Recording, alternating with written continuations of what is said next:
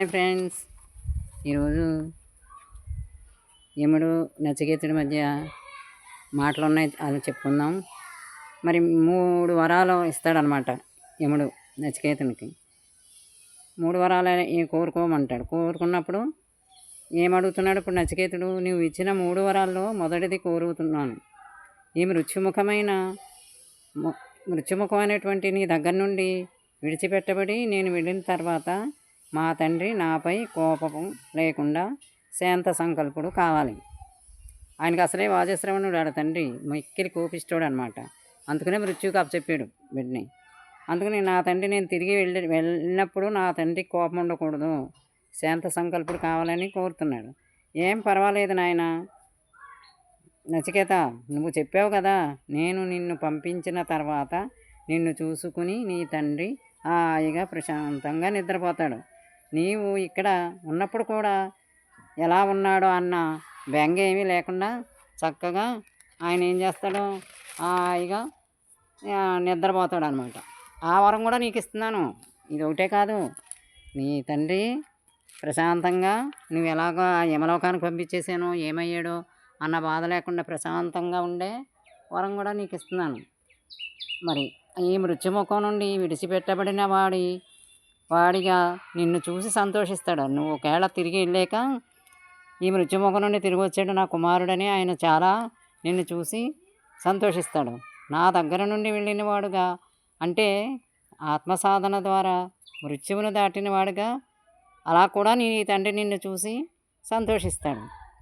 మరి చూడండి ఎలా తిరిగి ఎవరైనా యమధర్మరాజు దగ్గరికి వెళ్ళాక తిరిగి వచ్చిన వాళ్ళు ఎవరైనా ఉన్నారా? ఈ బాలుడు ఉన్నాడు నచికేతుడు. ఎలా చెప్తున్నాడో చూడండి. నా దగ్గర నుండి నువ్వు మృత్యుముఖం నుండి విడిచిపెట్టబడిన వాడిగా నిన్ను చూసి నీ తండ్రి సంతోషిస్తాడు. నా దగ్గర నుండి వెళ్ళిన వాడుగా సాధన ద్వారా మృత్యువును దాటిన వాడిగా నిన్ను చూసి నీ తండ్రి సంతోషిస్తాడు. జనన మరణాత్మకమైనటువంటి భౌతిక శరీరంలోనికి నిన్ను దింపాడు. ఈ శరీరం ఇచ్చింది ఆ తండ్రే కదా, నిన్ను దింపాడు కనుక ఎప్పుడు పోతాం అనే భయం మనకుంటుంది. శరీరం ధరించి వచ్చినప్పుడు మృత్యువు అంటే ఎప్పుడు మనకు భయం, ఎప్పుడు పోతామో ఏంటో అని. మృత్యు అంటే ఒక భయం ఉంటుంది.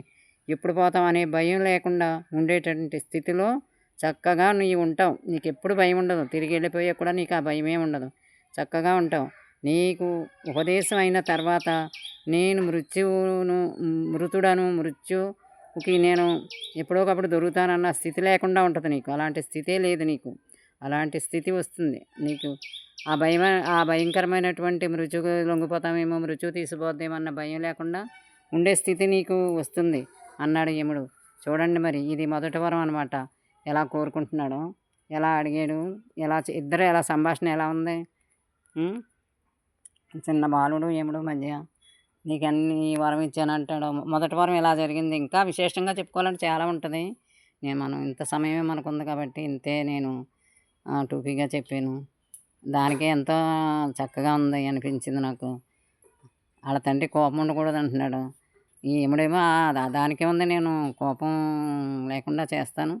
పైగా నీ తండ్రి నిన్ను చూసుకుని తిరిగి వెళ్ళాక నిన్ను చూసి నీ తండ్రి ఎంతో ముచ్చటపడతాడు. మృత్యువుని జయించి వచ్చాడు, ఆత్మసాధన ద్వారా వచ్చాడని ఈ విశేషణాలతో మనకి చక్కగా చెప్తున్నాడు.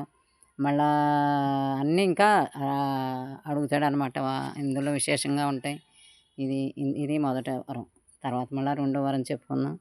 3 వరాలు అన్నమాట. తనకి ఎక్కువగా 4వ వరం కూడా ఇస్తాడేమో గుర్తులేదు, చూద్దాం. సరే ఉంటానైతే, రేపు ఇంకొకటి.